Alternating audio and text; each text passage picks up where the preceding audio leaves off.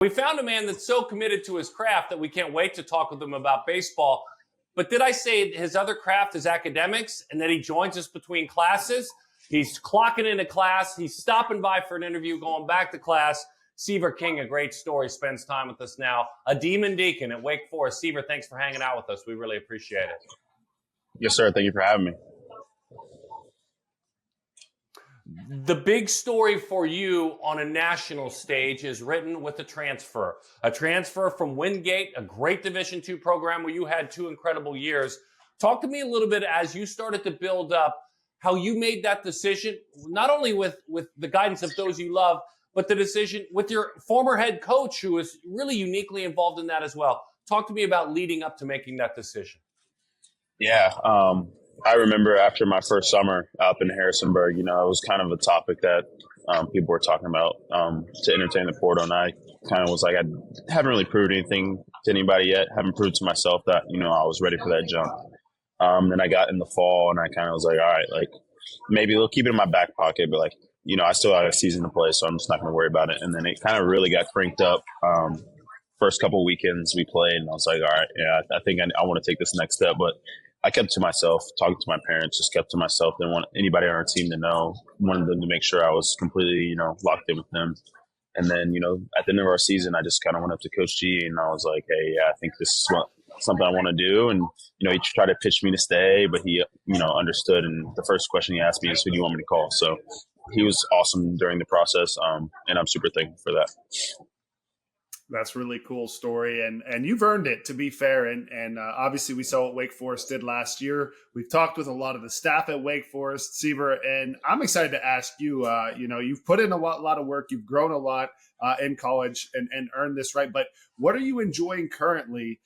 With the cutting edge Wake Forest support system, because they are leading the thought leaders in hitting and pitching and doing just amazing things. So, what are you personally enjoying right now? Yeah, I think coming here, I was actually super raw. Just kind of went up to the plate with no plan, just kind of see ball, hit ball. And I think that can only get you so far. So now we're kind of using our analytics, the probabilities, and all that stuff to have a plan when we get into the box. And also just talking to Moose a lot about throwing or whatever it may be, just kind of using his brain. But we just pick our coaches' brains all day, every day. So it's awesome. It's a nice little time we got down here.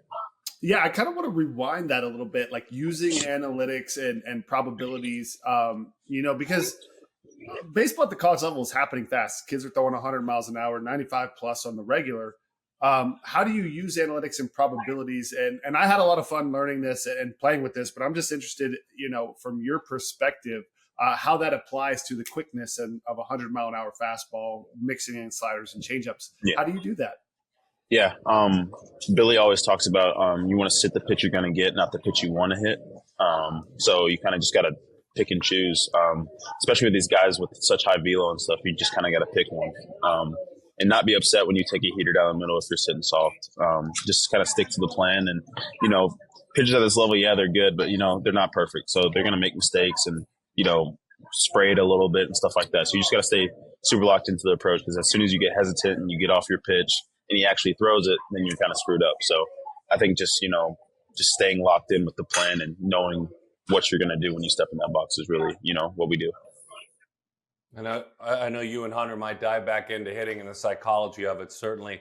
But to me, Seaver, you're a great story for the late bloomer. And I use that not as just a throwaway line, but I think we get so used to seeing, okay, he's who he is at 14, 15, 16. Boom, he's being recruited. He's doing all this. Look, you put on weight your freshman year. You went from 5'10", 165. You added an inch or two. You added 20 pounds. Speak to me a little bit about your physical evolution, not just in high school, but actually when you arrived at Wingate that first year. Yeah, I think I would say I was probably scared of the weight room before I got to Wingate. And I think that was a huge part of the culture down there was, we're going to lift after practice at 6 o'clock when you're hungry, you're tired, and you got to figure it out. So that was a big thing I got in the weight room. The meal plan, just easy access to food and stuff, I think really helped me. But I kind of got addicted to the weight room at that point and, started actually wanting to do it and loving doing it. So, yeah.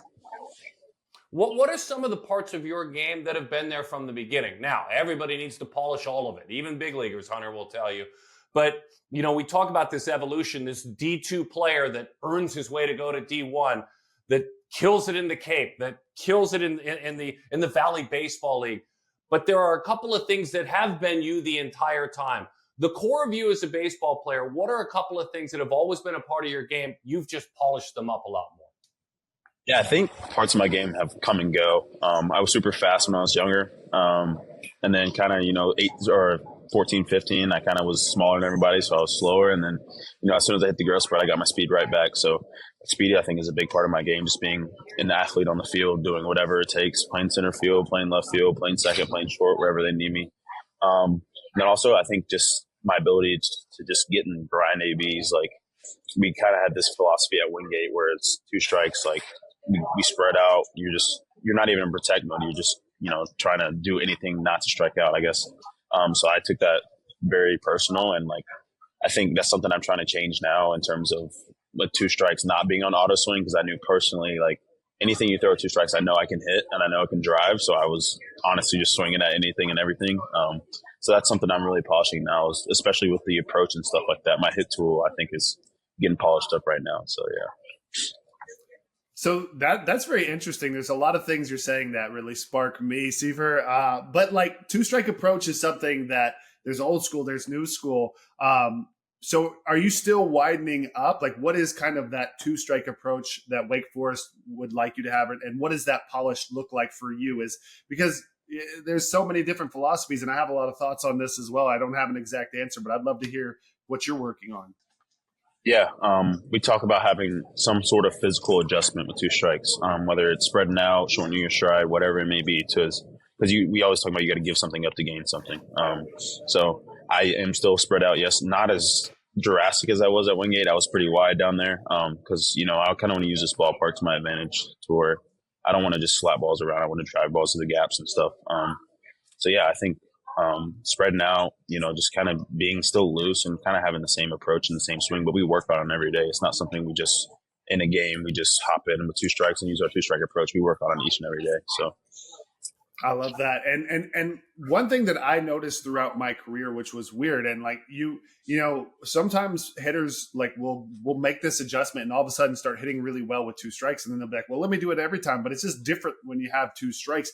And for me, with hitting, and I don't know, I would love to hear your experience. I thought like a lot of times when I tried to do less, I had like a mentality of ping pong, like just like I'm going to play ping pong and like I'm putting this ball in play. It was like a mentality and not trying to muscle up. And honestly, I actually seem to hit the ball further. Have you noticed anything like that where you're not trying to swing at everything, but you're definitely trying to fight the strike zone? Have you noticed like that you maybe sometimes hit better with 2 strikes?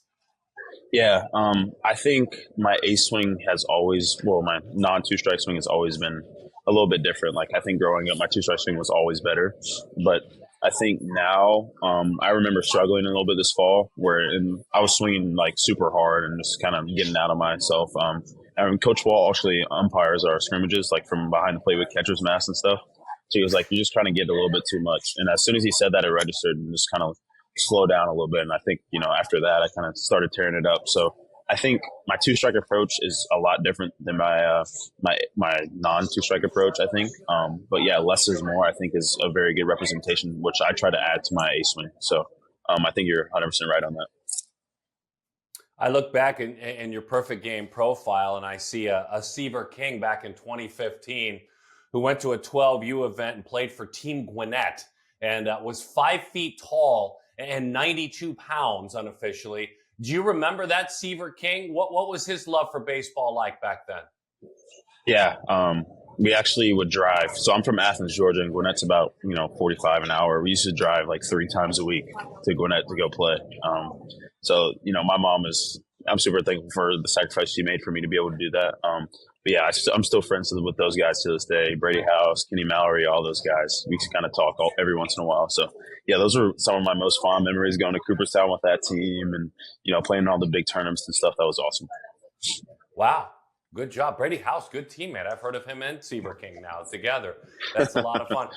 You say your mom and her sacrifices. Introduce your mom by name and tell me a little bit about who she is, because you right away went to her and getting you there safely and getting that done. Tell me a little bit about mom. Yeah, Kaylee King is my mother. She's actually from Wisconsin originally, moved down here. She works at the UGA vet school. I've lived with her since I was 7. And, she just kind of, anytime she would hop off work, come pick me up and we'd ride. And it was, whatever she had to do, she would do it. And she's awesome. She, every day, or now she's about to retire, but she'll just put my face on her door at work and say it's game day and just ride up for the weekend. So everybody kind of knows what it is at this point. So yeah, she's awesome. Absolutely love that, Seaver. You got to have it. It's a family sport. And I can relate. Like, I'm still best friends with my Little League teammates. It's like, it's a bond for life. And so it's cool to hear your journey and some of your friends. Now, I want to ask you, I have 2 more for you that I'm just interested in. How was the Team USA experience and the Cape Cod experience for you? And what did you learn? Yeah, going up to the Cape, I didn't really know what to expect. I knew I was going up like early fall of my sophomore year. But yeah, I kind of went up there and I was still on the USA's radar, but I kind of back pocketed going up there. So then didn't get the invite. It was kind of slowing down. Kalen Culpepper was like, yeah, we're about to leave, like all this stuff. And then I remember going 9 for 10 on the Cape and then the next day getting a call. And, it was that I got the call on the Wednesday and my flight was on a Friday. So I packed for like 3 days for the trials. I was like, I don't really know what to expect. And then stepped on the field right away. And I was like, all right, this is where I belong, and kind of just like hit an overdrive and kind of just started playing my game.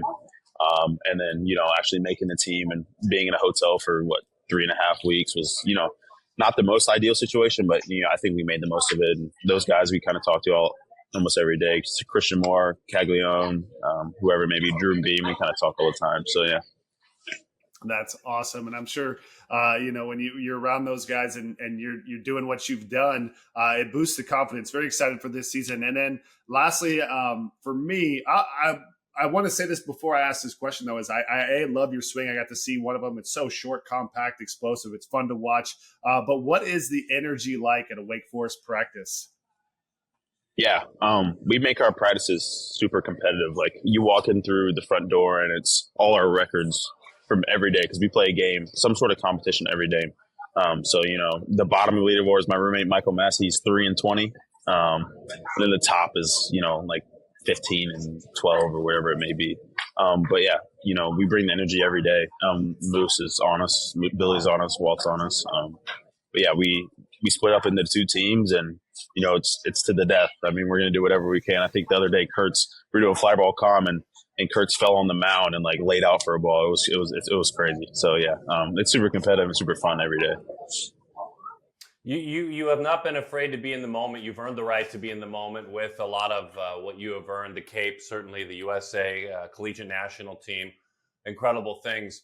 And you have a whole season ahead of you. So I asked this question respectfully, but I won't accept I don't think about it as an answer. I'll go ahead and say that. You've earned the right now to be talked about in next July's draft. And that's a compliment to you. That's all. It's not fishing for any sort of an answer when I say that. It's the truth. You've earned that right. Have you allowed yourself, whether it be while you're actually dreaming asleep or maybe just having a moment to pause where you can think about that day, where you can think about those you love with your mom and getting your name called to start the career that Hunter started? Have you thought about that? Yeah, I think not as much as you might think, but I think that, coming out of high school, I thought I was just going to play 4 years of college baseball and call it quits. And, I kind of have molded that into where after my freshman year, I was like, maybe I can go play Division I baseball and finish out 2 years and stuff. And now being here, it's been a kind of whirlwind that I think I was prepared for it, meeting with the teams, all the stuff. But my agent and my mom and my parents are all super supportive and help me out so much. So it's been a little bit of a whirlwind, but I don't think it's gotten me too much. That's awesome, man. Congratulations. What a wonderful story. I'm so glad you joined Hunter and I. It's thrilling. It really is, Seaver. Congratulations. Thank you, sir. I appreciate it. Seaver King. By the way, when he graduated high school, these are just the rankings, the 679th ranked shortstop in the country amongst everyone in his class. He's going to be a top 20 pick if everything goes well in the draft.